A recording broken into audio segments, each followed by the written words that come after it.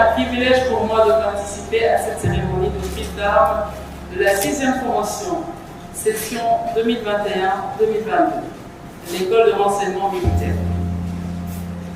Je tiens particulièrement à remercier les lauréats de cette session, ainsi que les responsables du centre de formation pour le choix porté sur ma personne en tant que marraine de cette promotion. Au 5e siècle avant Jésus-Christ, Sun Tzu, le célèbre stratège chinois, disait dans l'art de la guerre, je cite, « Un prince avisé et un brillant capitaine sortent toujours victorieux, et leur campagne et se couvrent de gloire qui éclipse leur rivaux grâce à leur capacité de prévision. Or, la prévision provient des renseignements obtenus auprès de ceux qui connaissent la situation de l'adversaire. Connais ton ennemi et connais-toi toi-même.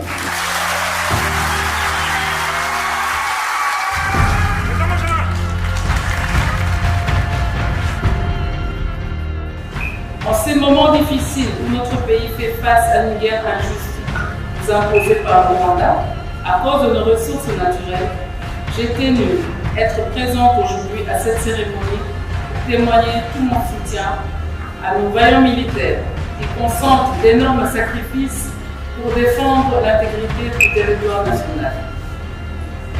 En effet, votre engagement à servir sous les couleurs du drapeau national au prix de conflit est non seulement un motif de fierté, mais surtout une marque de courage exceptionnel qui force notre respect et toute notre admiration. C'est une vraie source d'inspiration sur le sens du devoir pour nos populations et particulièrement pour notre jeunesse. En tant que femme congolaise, je me réjouis de la présence de 5 femmes parmi les 185 lauréats de cette promotion. Cependant, je me questionne en même temps sur le faible taux de représentativité de la femme dans cette session 2021-2022, soit 3%. Ce constat est presque général au sein de nos forces de sécurité. C'est l'occasion pour moi de plaider auprès des autorités militaires qu'elles assurent une présence féminine dans les commandements de différents services de sécurité et d'impliquer davantage les femmes dans les opérations dans les zones de conflit. Cela aiderait à la prévention de certaines formes de discrimination que pourraient subir les femmes au sein de notre appareil sécuritaire et à la lutte contre les violences sexuelles basées sur le genre en zone de conflit. Je suis d'avis que ceci n'est également possible que si les femmes elles-mêmes comprennent qu'elles ont des capacités à servir le pays dans ce domaine.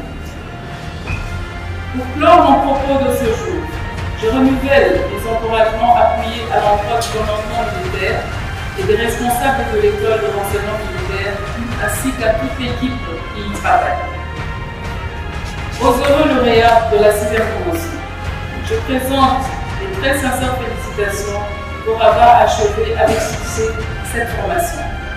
Sachez que l'importance de votre rôle étant qu'officier de renseignement est indéniable dans la conduite des opérations militaires.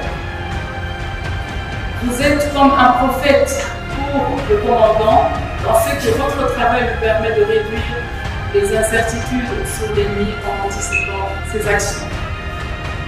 Je prie que l'Éternel, notre Dieu, vous accompagne dans l'exercice de votre mission pour l'intérêt supérieur de la nation et vous exhorte à rester loyal à celle-ci qui a tant besoin de vous et au commandant suivant.